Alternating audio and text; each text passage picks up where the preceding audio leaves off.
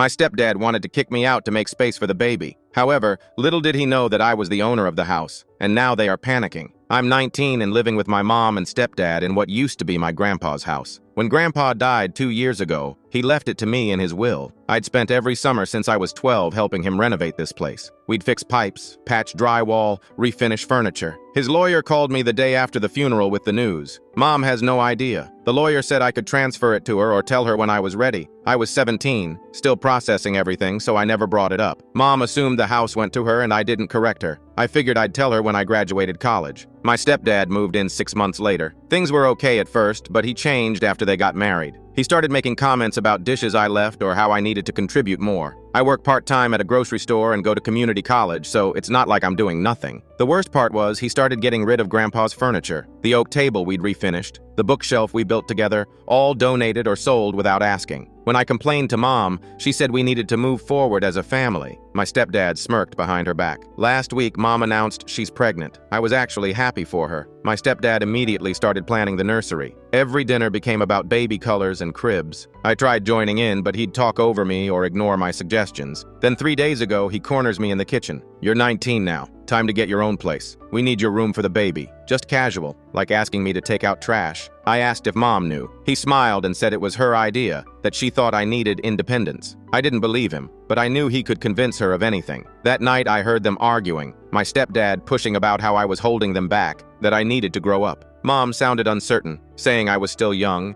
asking where I'd go, but he kept talking over her, wearing her down with logic about how good this would be for me. Eventually, she gave in. "Fine," she said quietly. 1 week, my stepdad agreed real generously. The next morning, Mom barely looked at me. That evening, they sat me down. Mom did the talking, uncomfortable, going on about being an adult and needing my own space. My stepdad just nodded along. 1 week to move out. I didn't argue, just said okay, and went to my room, let them think they won. Over the next few days, my stepdad got excited, brought home paint samples, measured my room multiple times, called a contractor to, quote, knocking out the wall between my room and the spare room to make one big nursery. I waited for the contractor to arrive. My stepdad was walking him through, showing my room, talking about his vision. The guy was taking notes, calculating his quote. That's when I walked in with the folder from Grandpa's lawyer. Property deed, will, all the documentation. I interrupted them. "Actually, I'm not going anywhere. This is my house. Grandpa left it to me." The contractor stopped writing. My stepdad froze. I handed the deed to the contractor. He looked at it, looked at us, then said he'd step outside. My stepdad's face went through 5 expressions: confusion, anger, then panic when he realized I wasn't joking. He tried grabbing the papers, but I pulled back. Mom came in asking about the noise. I showed her the deed. Her face crumpled, reading the will, seeing my name instead of hers. She started crying, asking why I never told her. I was planning to, waiting until graduation, but apparently we're accelerating things now. I looked at my stepdad when I said that. He backtracked immediately. "Just discussing options. Never said you had to leave. All a misunderstanding." I reminded him about the 1-week deadline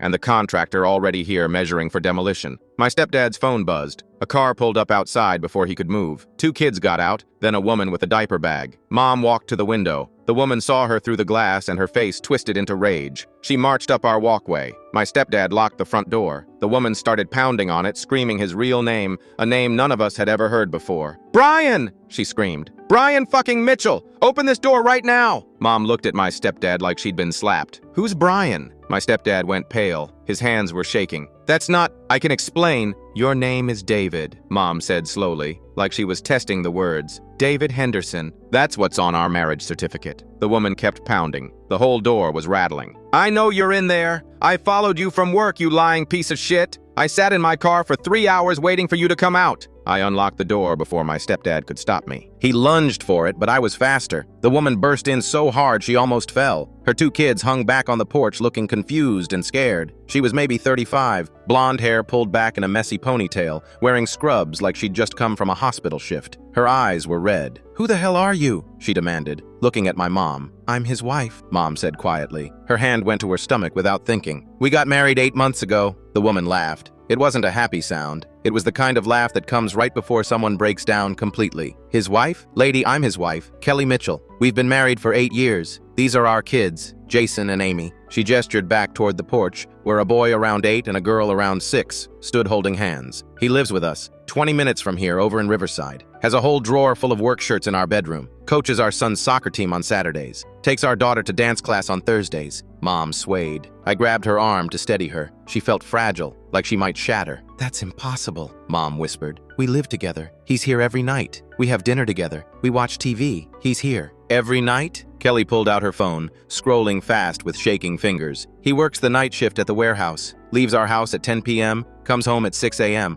That's what he told me anyway. Been telling me that for 18 months now. She looked at my stepdad with pure hatred. But I found receipts. Coffee shops in this neighborhood, gas stations on this side of town, all time stamped between 11 p.m. and 5 a.m. for months. I started tracking them 3 weeks ago when I found one in his jacket pocket. Mom's face was completely white now. I'm pregnant. Kelly's expression shifted from anger to something like pity, the kind of pity that makes everything worse. Yeah, he's good at that. Got me pregnant twice before I figured out what kind of man he really was. Though I guess I still didn't figure it out completely, did I? What was he doing? I asked. My voice came out harder than I meant it to. Kelly's eyes moved around the room, taking in the space, the layout. Then they stopped. She walked right past all of us into the dining room like she owned the place. Her hand touched the oak table, the one Grandpa and I had spent 3 summers refinishing. She ran her fingers along the edge where we'd fixed a crack with wood putty and careful sanding. This table, she said quietly. It's in my house. Mom shook her head. No, that's been here for... It's in my dining room right now, Kelly interrupted. She pulled up photos on her phone, swiping through them fast. The same oak table in a different room. Same bookshelf against a different wall. Same mission-style chairs we'd reupholstered with fabric Grandpa picked out. All in a different house with different paint and different lighting. He brought this furniture to my house 18 months ago. Said it belonged to his father who just died. Said his mom didn't want any reminders and he needed to clear it out before the estate sale. I felt something cold settle in my chest. My grandpa made that furniture. Kelly looked at me properly for the first time. Your grandpa? He died 2 years ago. Left me this house. That table, we spent a whole summer on it. The veneer was destroyed. We had to strip it down to bare wood and restain everything. We built the bookshelf together when I was 14. Took us 3 weekends because we kept messing up the measurements. Mom made a choking sound. David said we donated it to Goodwill. I helped him load it into the truck. Her voice broke. I carried my father's table to the truck myself. Let me guess, Kelly said. Her voice was bitter. He told you keeping it was preventing you from moving forward with your new life? That you needed to let go of the past to embrace your future together? Mom nodded, tears starting to stream down her face. Kelly showed her the phone screen,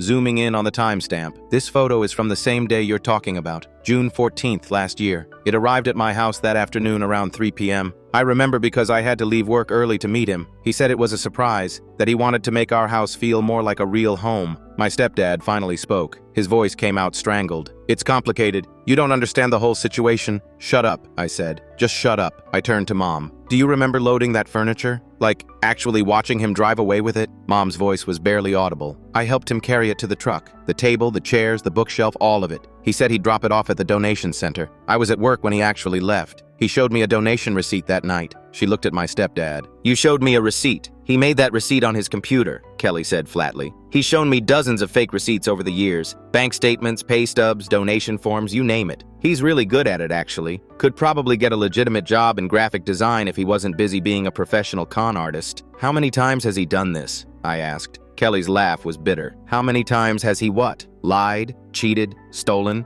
Pick a category and I can give you a number. She looked at my stepdad, who'd backed into the corner of the living room like a trapped animal. When we met 9 years ago, he was engaged to someone else. I found the texts 2 years into our relationship. Screenshots from wedding planning sites, messages about catering and venues. He said it was a mistake, that he'd broken it off months before we met. Said the girl was crazy and kept contacting him. I believed him because I was young and stupid and in love. How much of the furniture in your house was already there when you met him? I asked. Kelly thought about it. Her eyes went distant. Most of it, actually. Not the oak table, that came later, but there was a desk, a dresser, some end tables, all really nice quality stuff. He said his family had money, that his father collected antiques and refinished them as a hobby. She paused. Her face went even paler. Oh my God, he's been doing this for longer than either of us have known him. Mom sat down hard on the couch. He's been using other women's tragedies to build the next woman's home. The room went quiet. Even Kelly looked shocked at hearing it said out loud like that. Get out, Mom said suddenly. Her voice was stronger now. Get out of my house. Our house, my stepdad said. He was trying to sound confident, but his voice shook. I live here. I've been on the lease for 6 months. I have legal rights. There is no lease, I said. I own this house. I never signed anything with you. There's no legal document with your name on it anywhere. He shifted tactics fast. Common law marriage. In this state, if you live together for a certain period and present as married, you have spousal rights. I can claim half of everything. You're already married to me, Kelly said. Her voice was sharp. That kind of makes common law impossible, doesn't it? Pretty sure bigamy invalidates any claim you think you have. My stepdad's face went red. He turned to Mom, trying a different angle. You need me. Think about it. You're pregnant. You don't have a job. You quit when we got married because I said I'd take care of everything. How are you going to afford? She can stay here as long as she wants, I interrupted. This is her home too, but you leave today. Mom looked at me. I saw her wavering. She'd always been like that, ever since I could remember. Too willing to forgive, too scared to be alone, too ready to believe someone would change. Grandpa used to get so frustrated with her about it. What about the furniture? Mom asked Kelly. Her voice was small. Can I buy it back from you? I'll pay whatever it's worth. I'll get a job. I'll save up. Kelly's expression softened. I can't just give it away. I wish I could, but I can't. My kids have lived with that furniture their whole lives. It's the only dining table they remember, their homework table, their bookshelf where we keep all their favorite books. Amy has a whole system for organizing her stuffed animals on those shelves. Mom started crying harder. Those pieces are all I have left of my father. The house went to my kid, which is fine, that's fine. But the furniture, he made those with his own hands, and I gave them away myself. I carried them out of my own house. I pulled out my phone. Here's what's going to happen. You return every piece of furniture by tomorrow night, or I call Kelly's family and tell them about the $15,000 you borrowed under false pretenses. My stepdad's eyes went wide. The color drained from his face. How do you know about that? I don't, I said. But based on your face right now, I'm guessing it's true. Kelly's jaw dropped. 15,000? From who? My dad, my stepdad muttered. He couldn't look at her. For a business investment. I was going to pay it back. Your dad, who you said was dead? Kelly's voice was rising. Your dad, who you told me died in a car accident before we met? That dad? Silence. My stepdad stared at the floor. Oh my God, Kelly said. Your parents are alive, aren't they? They're just alive somewhere and you don't talk to them because they probably figured out what you are years ago. More silence. Okay, my stepdad said quickly. His voice had that desperate edge now. Okay, I'll bring the furniture back. All of it. Every piece. But you let me stay until the baby's born. That's fair, right? Just a few more months. Then we can figure everything out calmly, like adults. Deal? Mom started to nod. I saw her face shifting, that familiar pattern of wanting to believe, wanting to make things easier. Mom, I said, do you remember what Grandpa said about the furniture? When he first showed you the pieces after you two finished them? Mom's face crumpled. Fresh tears came. He said they were my inheritance, worth more than any money because they held memories. He said money disappears, but good furniture outlasts everyone. Would Grandpa let this guy stay in his house? No, she whispered. You're all weak, my stepdad snapped. The mask was slipping now. That's what you are. Weak. Letting a dead man control your lives from the grave. He's been gone for 2 years and you're still doing whatever you think he'd want instead of living your own lives. Mom stood up. Her hands were shaking, but her voice was steady. Bring the furniture back by tomorrow night. All of it. Every single piece. Then get out of my father's house. My stepdad opened his mouth to argue, but something in Mom's face stopped him. He grabbed his jacket and stormed out, slamming the door hard enough that a picture frame fell off the wall. Kelly stayed. Her kids were still on the porch, so she brought them in and let them sit on the couch with some snacks from her bag. Then she and Mom sat at the kitchen table and talked for 2 hours. I heard parts of it. Kelly telling stories about the lies, the fake receipts, the times money went missing from their account. Mom crying and admitting she'd ignored warning signs because she was lonely after my dad left. When Kelly finally gathered her kids to leave, she hugged Mom. I'm sorry, she said. I'm sorry I didn't figure it out sooner. I could have saved you from this. You didn't know, Mom said. Neither of us knew. The next afternoon, my stepdad showed up in a U-Haul truck. Kelly's father and 2 brothers were with him. Big guys, the kind who work construction and don't smile much. They were there to make sure he actually brought everything back and didn't try anything stupid. I watched from the window as they carried in the bookshelf first. It was heavy, solid oak, and they moved it carefully. Mom ran outside when she saw it. Her hand traced the back panel where Grandpa had carved his initials along with hers and mine. JK plus MK plus AK. James, Michelle, Alex. He'd done it the summer we finished building it, using his smallest chisel. Mom started crying right there on the driveway, her hand on those initials. It's just furniture, my stepdad muttered. He said it loud enough for Kelly's father to hear. Maybe he wanted a reaction. The older man stopped walking. He was carrying one of the chairs, holding it away from his body so it wouldn't bang against anything. What did you say? Nothing, my stepdad said quickly. No, I heard you. It's just furniture? Kelly's father set the chair down carefully on the grass. He was maybe 60, gray hair, weathered face, the kind of guy who'd worked hard his whole life. What do these pieces mean to you, ma'am? He asked Mom. Mom told him everything, how she and Grandpa had spent summers together refinishing each piece, how Grandpa had been a Finnish carpenter his whole life and he'd saved furniture from estate sales and demolition sites, how he'd taught her to sand with the grain, how to mix stain to get the right color, how to apply polyurethane in thin coats so it wouldn't bubble, how they'd work in his garage with the radio on, not talking much, just working side by side, how he'd told her these pieces would outlast both of them, would be there for her kids and her kids' kids. Kelly's father looked at my stepdad with pure disgust. You have some nerve. You really have some nerve, you know that? They brought in the oak table next, all four of them carrying it because it was so heavy. They set it down in the dining room exactly where it had always been. There was still a faint outline on the floor where it used to sit, a slightly lighter patch of hardwood from years of being protected from sunlight. Kelly's daughter, the little one named Amy, ran in behind them. She'd been waiting in the truck. Daddy, why are they taking my homework table? Mom froze. The little girl looked up at her with those confused eyes that kids get when adults are doing things that don't make sense. Sweetie, go back to the truck, Kelly said from the doorway. But that's my table. That's where I do my homework every day. That's where we eat dinner. The girl turned to my stepdad. You said this furniture belonged to your father who died. You said we got to keep it because we're family. You said it was ours. Mom's voice came out strangled. You told your kids that my father was your father? I never said that exactly. He implied it constantly, Kelly said. She stepped into the house, her face hard. Let the kids believe this furniture was their inheritance from their grandfather, their connection to a grandpa they never met. He showed them those initials on the bookshelf and told them the J stood for James, his father's name.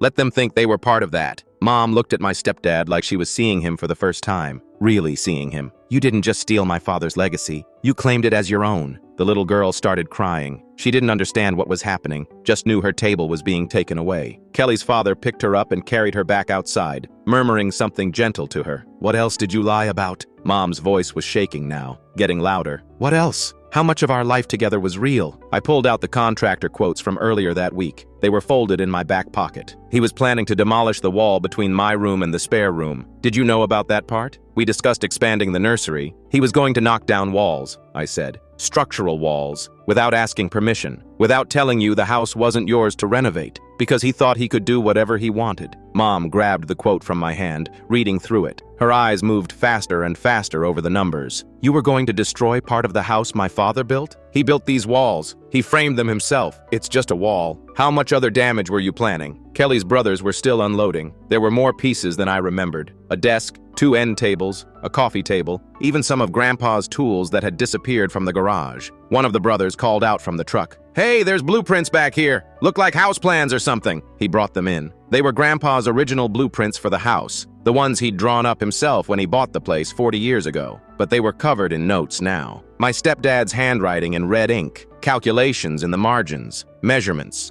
arrows pointing to walls marked remove and relocate, plans to add a second bathroom, extend the kitchen, convert the garage into a family room, and at the bottom, a handwritten note, refinance $280K, renovate $80K, sell $450K, profit margin $90K after loans paid. Kelly looked at the notes. Her face went white. When did you draw these up? Those are old. I abandoned those plans. When? Mom demanded. She stepped toward him. When did you abandon them? He didn't answer. 3 days ago, I said. When the contractor saw the real deed, when he found out the house wasn't actually yours to refinance or sell. Mom told everyone to leave except my stepdad. Kelly gathered her kids and her father and brothers. They'd emptied the truck completely now. All of Grandpa's furniture was back where it belonged, plus some pieces I hadn't even known were missing. Kelly paused at the door. If you need anything, she said to Mom, if you need someone to talk to or if he tries anything, you call me, okay? You have my number now. Mom nodded. They hugged again, these two women who'd been married to the same man without knowing it. When the door closed, Mom turned to him. The house felt very quiet. Did you ever love me? Her voice was quiet now. No anger left, just exhaustion. Or was I just access to what you thought was my inheritance? He hesitated. That pause told her everything, but he tried to answer anyway. Both. I did love you. I do love you. But yes, I thought you owned the house. I thought that's how it worked when parents died.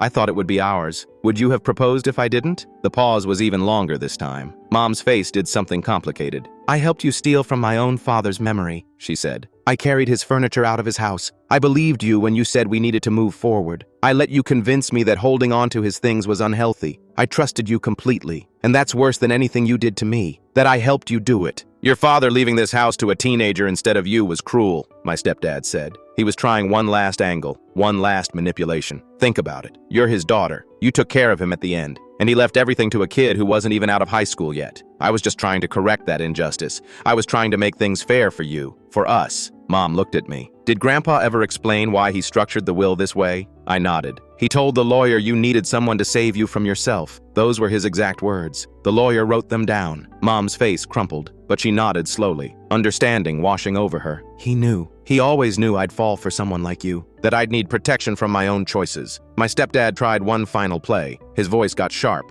threatening. Give me $10,000 and I'll leave quietly. Cash. Tomorrow. Otherwise, I'll make this pregnancy very difficult for you. I'll fight for custody. I'll claim you're unfit. I'll make your life hell for the next 18 years. Mom actually laughed. It was a broken sound. I don't have any money. You drained my accounts. What? I said. Mom looked at me. I had about $12,000 in savings from before we got married. It's gone. He convinced me to add him to the account 6 months ago for emergencies. It was empty by last month. Then I'll take furniture as payment, my stepdad said. He pointed at the oak table. That table alone is worth 10 grand. I'll take that and we're even. You keep everything else. I stepped forward. You can leave with nothing, or I show Kelly's father those forged refinancing documents with Mom's signature. His face went white. What documents? I pulled them from the folder the contractor had left behind. He'd found them in the spare room when he was measuring, tucked inside a notebook on the desk. Refinancing application documents for $280,000 with Mom's signature on every page. Except Mom's signature looked wrong. The M was too loopy, the K too sharp. I'd seen Mom's real signature thousands of times. This wasn't it. You forged these, I said, probably planning to refinance the house before I revealed the truth. Submit them to a bank, get the money, do your renovations, sell the place before anyone figured out what you'd done. That's fraud, Mom said quietly. Real fraud, not just lying to people, the kind that comes with jail time. My stepdad grabbed his keys from the counter where he'd left them. His hands were shaking. He didn't say another word, just walked to the door, opened it, walked out.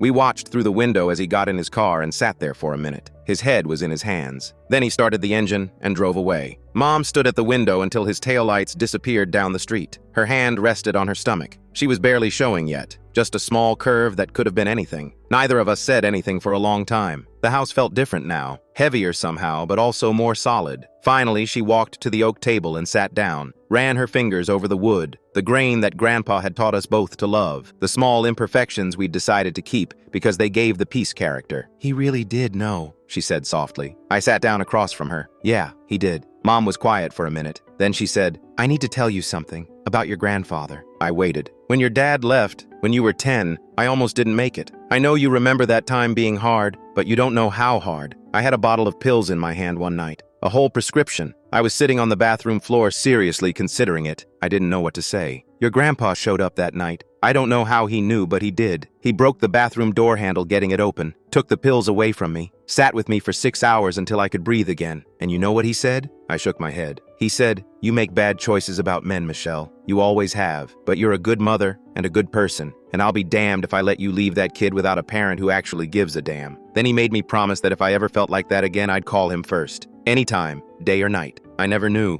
I said. He made me swear not to tell you. Said you had enough to worry about without knowing your mom was falling apart. She wiped her eyes. After that, he started having me over every weekend, teaching me furniture refinishing, basic home repairs, all of it. I thought he just wanted company after Grandma died, but he was teaching me to be self-sufficient, teaching me I could fix things myself, build things myself, that I didn't need someone else to complete me. That's why he left me the house, I said, understanding clicking into place. Not to hurt you, to protect you. He knew I'd hand it over to whatever man came along next. Sign it away, renovate it, sell it, whatever they wanted. He knew I couldn't be trusted with it. She laughed, but it wasn't a happy sound. And he was right. Look what I almost let happen. We sat there as it got dark outside. Mom got up once to turn on lights, then came back to the table. At some point, I made us both tea. We didn't talk much, just sat there with Grandpa's table between us. Around 9 o'clock, Mom's phone rang. Kelly. Mom answered. I could only hear one side of the conversation, but I got the gist. Kelly was checking in, making sure my stepdad had actually left, making sure we were okay. Mom assured her we were fine. They talked for a few more minutes, then Mom hung up. She's filing for divorce, Mom said. Says she should have done it years ago. Are you going to? Can't divorce someone you were never actually married to. Mom looked at her hands. I'll have to figure out the legal side. If our marriage was even valid. If the baby will have his name on the birth certificate, all of it. We'll figure it out, I said. Mom looked at me. Really looked at me. When did you grow up? Somewhere between replacing the water heater and regrading the basement drainage. She almost smiled. Your grandpa would be proud of you. He'd be proud of you too. You told him to leave. I should have told him to leave months ago. I should have seen what he was. You see it now. We finished our tea. Mom said she was exhausted and went to bed. I stayed up, sitting at Grandpa's table, running my hands over the wood the same way Mom had, the same way Grandpa used to when he was thinking. The house settled around me, those creaks and groans that old houses make. I'd learned every sound from Grandpa. Which boards creaked, which pipes rattled, which windows whistled in the wind. He'd taught me the house's language, and he'd made sure it would still be here, still be ours, no matter what happened. I pulled out my phone and opened the photos I'd taken of the forged documents before I gave them back. I should probably give them to a lawyer. Make sure my stepdad couldn't try something like this again with someone else. But that could wait until tomorrow. Tonight, I just sat in my grandfather's house at my grandfather's table and felt grateful that some people know you better than you know yourself.